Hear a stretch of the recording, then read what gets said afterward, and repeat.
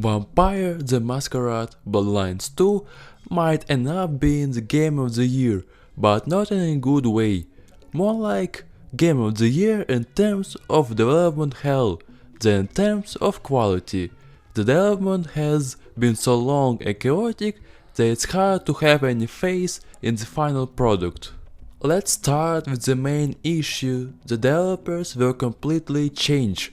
Initially, the project was handled by Hard Studio Labs, and the original writer, Brian Mitsoda, was even part of the team, but suddenly, both he and the creative director were fired without any clear explanation. Then in 2021, the publisher Paradox officially announced that Hard Studio Labs was no longer working on the game. The project was handed over to the Chinese Room, a studio that has never developed a full-fledged RPG before. How can we expect a successful result when the game not only changed hands but was given to a studio with no experience in the genre? The second issue, the trailers don't look convincing at all. For some reason, they turned the game into an action game. Sure, good combat is always welcome, but the heart of the first game was its role-playing systems and dialogues. And here, those seem to be lacking. Dialogues are now selected via dialogue wheel, which I personally find terrible. Dialogue wheels have never been good in RPGs because they limit your choices. Look at Mass Effect.